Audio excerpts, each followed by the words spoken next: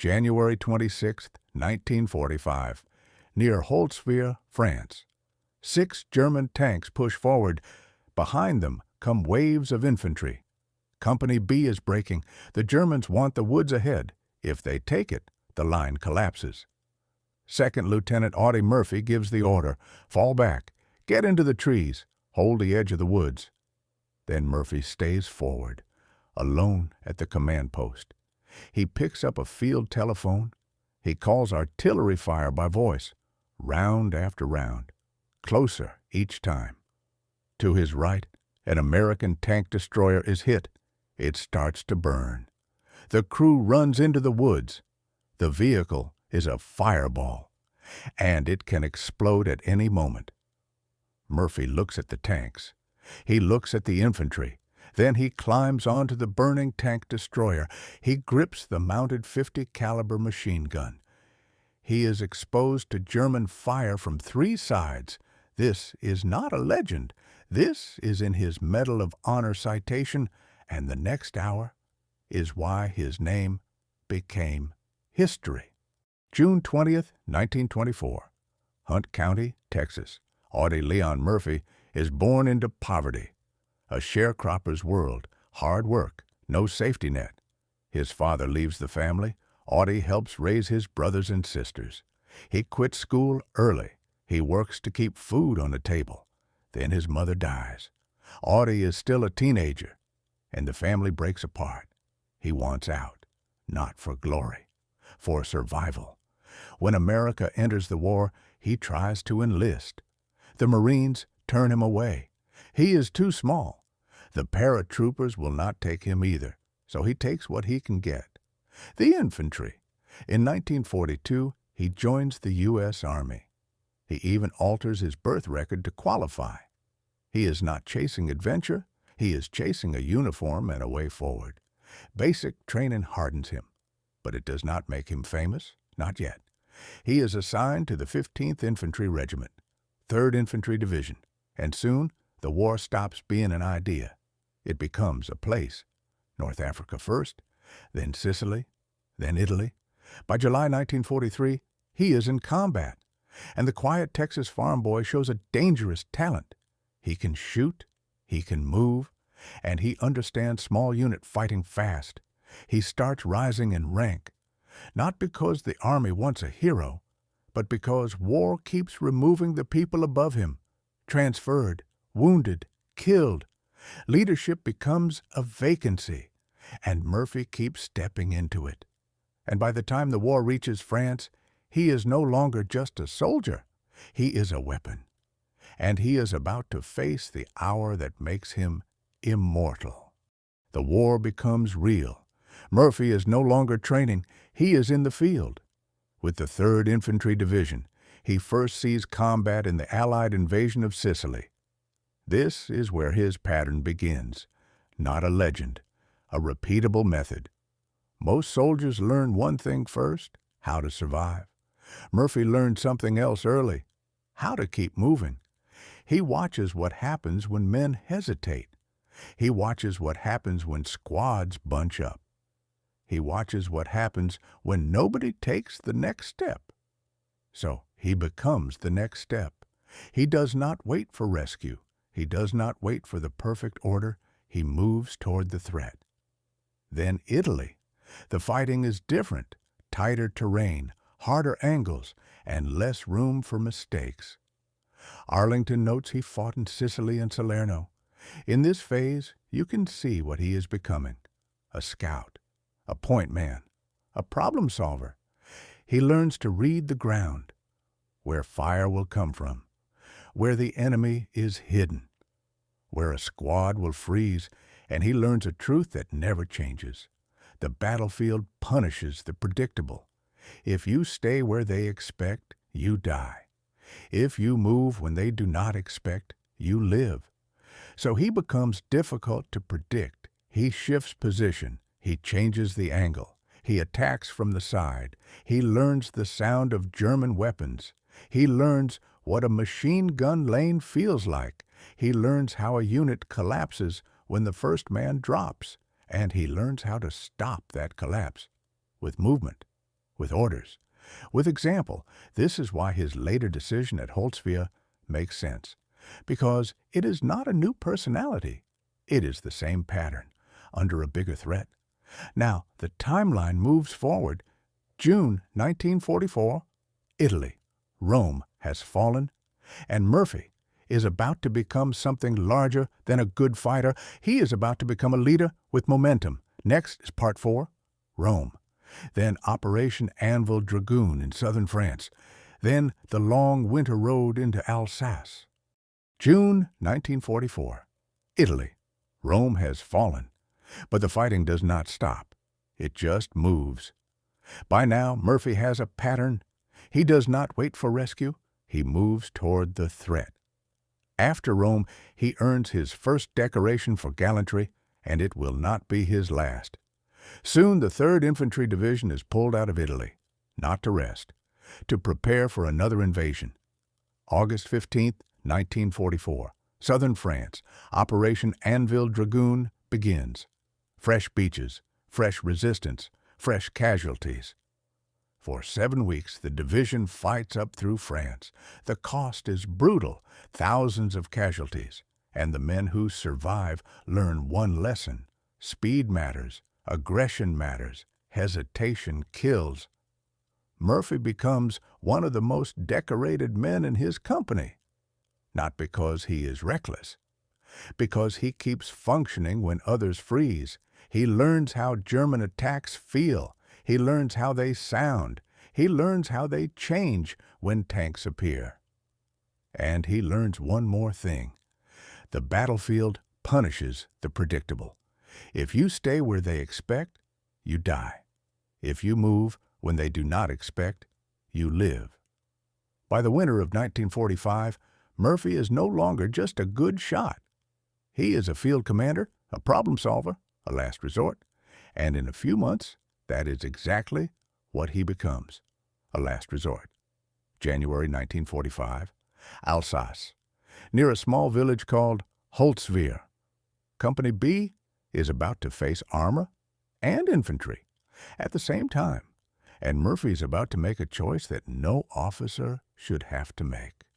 Winter 1945, Alsace, France. The war is not over. The Battle of the Bulge is still echoing through the line, but now the fighting shifts south, into colder villages and tree lines where small units get cut off fast. This is what most people miss about Audie Murphy. He did not become fearless in one day. He became practical. He learned what happens when a unit panics. He learned what happens when a line breaks. He learned what happens when you give ground too quickly. By this point, he is not chasing glory. He is chasing survival. And he is trying to keep other men alive. He is in Company B, 15th Infantry Regiment, 3rd Infantry Division. They have been fighting for months. Sicily, Italy, southern France, and now this winter front. The division has taken heavy losses. Replacements keep arriving. New men, tired men, men who have never heard tanks moving through frozen ground. Murphy is small, but by now he is the man others watch, because he does not move like he is lost. He moves like he has already decided. This is the moral engine of his story. Decision before panic. When you are outnumbered, you have two options. You can react, or you can control the next 10 seconds. Murphy learns to control the next 10 seconds, again and again, until it becomes a habit. In battle, he repeats the same pattern. Read the terrain, find the angle, call the fire, buy time. Time is the currency in winter warfare. Time lets your men move. Time lets your unit reset. Time lets you live. By January 1945, he knows something else. The Germans are still attacking, even when it makes no sense, even when the war is slipping away. So he expects the last lunge, the last gamble, the last push for a break in the line. That expectation changes everything. He is not surprised by violence. He is surprised only by hesitation. Now, we return to the day that made him famous, January 26, 1945. Near Holtzwihr, France, Company B is on the edge of collapse, and this time it is not just rifles. It is armor, 6 tanks, and waves of infantry. This is where habit becomes history. He does not just fight, he buys time for everyone else. Next, I will build the trap step by step. The position, the terrain, the approach routes, and why a burning tank destroyer became a weapon. We are in eastern France, near Holtzwihr, January 26, 1945. This is the Colmar Pocket, a cold, flat stretch of villages and woods, and the Germans are trying to push back. Company B is holding a forward position. They are tired, they are thin, and they are exposed. Murphy is a second lieutenant. He is with Company B, 1st Battalion, 15th Infantry Regiment, 3rd Infantry Division. Now picture the layout. A village nearby, woods in front, open ground between. If the Germans break through here, the line folds. If the line folds, units to the left and right get turned. That is how a local attack becomes a collapse. The Germans do not come in quietly. They come with armor, and they come with numbers. The citation describes 6 tanks and waves of infantry. This is not a raid. This is a hard push.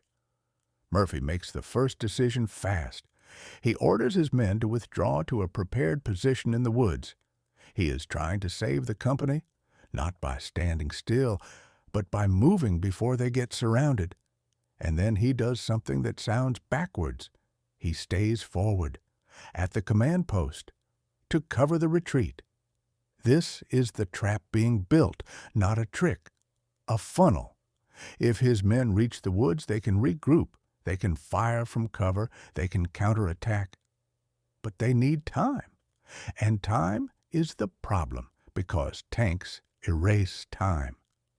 Murphy picks up a field telephone. He starts directing artillery fire from a forward position. This is the second decision. He is not just defending, he is shaping the ground with shells. Then the third ingredient appears. An American tank destroyer nearby is hit. It starts burning. The crew bails out. The vehicle stays, on fire, in the open.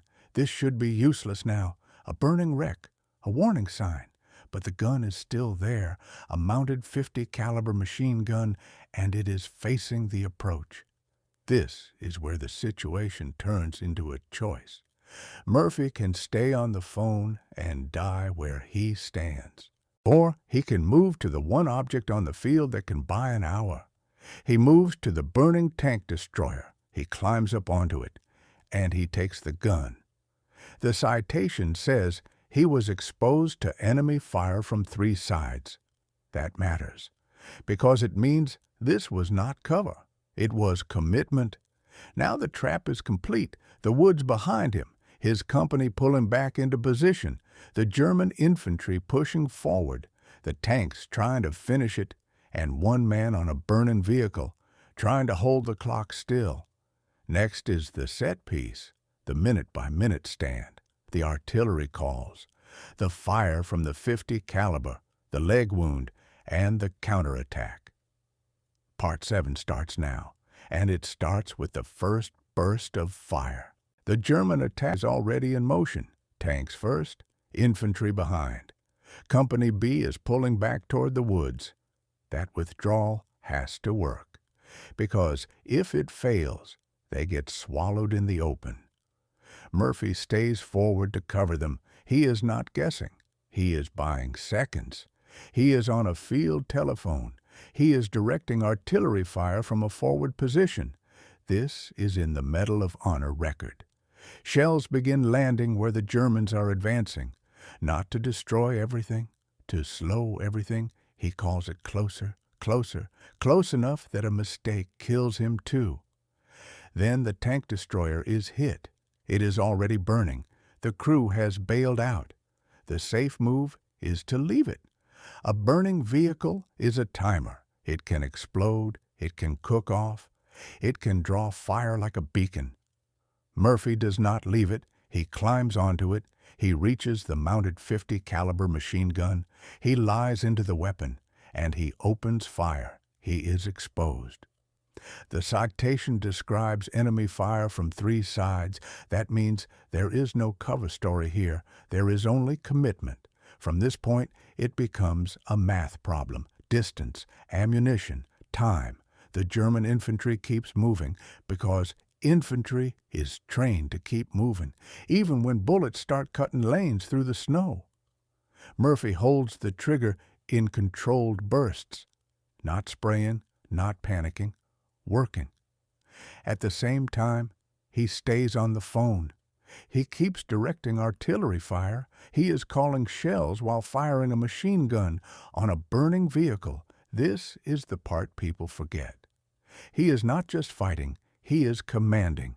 The woods behind him are not just scenery, they are the reset point for Company B. Every second he holds here is a second they can dig in. Every second he holds here is a second the German plan breaks. The German tanks are still present, but the tanks cannot occupy ground alone. They need infantry to follow, so Murphy targets the infantry. He separates the spear from the handle. The citation says he killed or wounded about 50. That is the number on the record. The longer he holds, the stranger it gets, because he is still there. The vehicle is still burning. The air is full of noise, and he is still calling fire. At some point, he is hit. A leg wound. He is supposed to get pulled back. He refuses medical aid. This is also in the record. This is where the stand becomes more than survival. It becomes a signal. To the Germans, it says the position is stronger than it is. To his own men, it says retreat does not mean collapse. And eventually, the German momentum breaks. Not because the Germans run out of courage, because they run out of time. The infantry stalls. The formation loses shape. The push stops being a push. Now Murphy makes the final decision of the set piece. He stops being the shield, and he becomes the trigger. He goes back to his men, he organizes them, and he leads a counterattack. The Germans pull back. The line holds. If you want one simple summary of this hour, it is this: he held the front long enough for Company B to become a company again. Next is the aftermath. What his citation says in plain words: what could have happened if he fails, and why this moment became the most famous page of his war. The shooting slows, the attack loses its shape, and Company B is still there. This is the part where most stories go vague. So we do the opposite. We go to the record. Audie Murphy's Medal of Honor citation is public. It is written down, and it describes what happened near Holtzwihr on January 26, 1945. It says he ordered his men to withdraw to a prepared position in the woods. It says he remained forward at the command post. It says he directed artillery fire by telephone. It says a tank destroyer nearby was hit and set on fire. It says Murphy climbed onto it. It says he used the mounted 50 caliber machine gun. It says he was exposed to enemy fire from 3 sides. It says he held his position for about 1 hour. It says he was wounded in the leg. It says he killed or wounded about 50 enemy soldiers. It says he refused medical treatment. And it says he organized and led a counterattack. That is the spine of the story. Not a rumor, not a retelling, a citation. Now we talk about stakes. Because the citation tells you the outcome, but it does not tell you what failure looks like. If Murphy breaks, Company B breaks. If Company B breaks, the Germans take the woods. If the Germans take the woods, the position becomes an encirclement. That is why about 1 hour matters, because 1 hour is long enough to reorganize a unit, and it is long enough to stop a breakthrough from turning into a rout.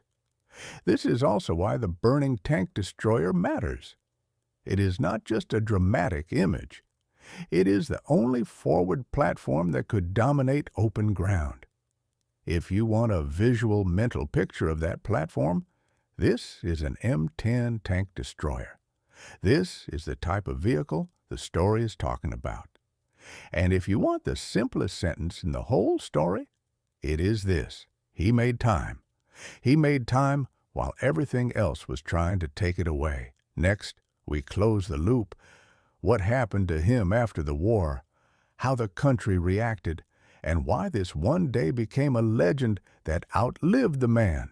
The battle ends, and the war ends. But for some men, the war does not leave. Audie Murphy survives World War II, and he becomes a symbol. He is described as one of the nation's most decorated soldiers. Arlington notes 28 medals, including awards from France and Belgium. After the war, the story changes shape. The fighting stops. The attention begins. He becomes famous, not for what he says, but for what he did. He eventually becomes an actor, and his life becomes public. He writes a memoir titled To Hell and Back. The memoir is dated to 1949. For most people, that sounds like a victory lap. For him, it is a second battlefield. Arlington describes what we would now call PTSD, headaches, depression, nightmares, and it adds one detail that tells you everything.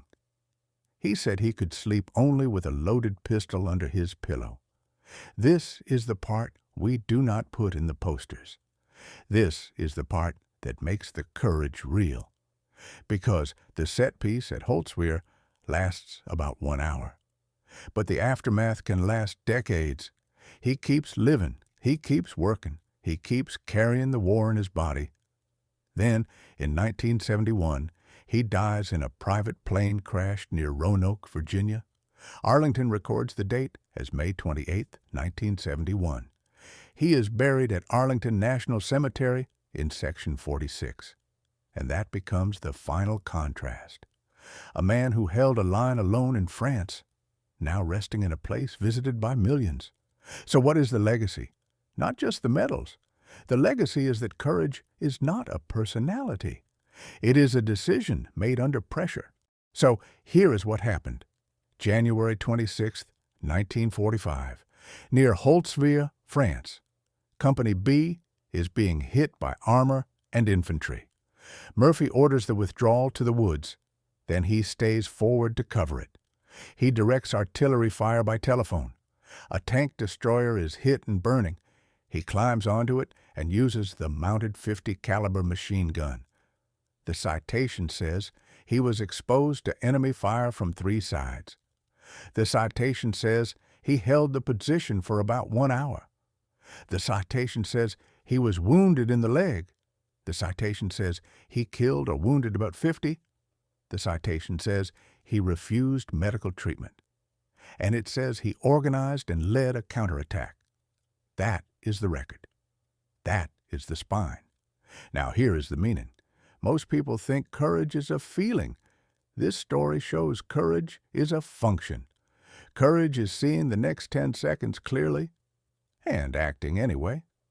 In that hour, Murphy did not just fire a weapon. He kept a unit from collapsing. He kept a retreat from turning into a rout. He made time, and time saved the company. And if you want the final contrast, it is this. The fight lasted about 1 hour, but the cost followed him for years. Arlington records that he died on May 28, 1971, in a private plane crash near Roanoke, Virginia, and that he is buried in Section 46. So, what do we do with this story?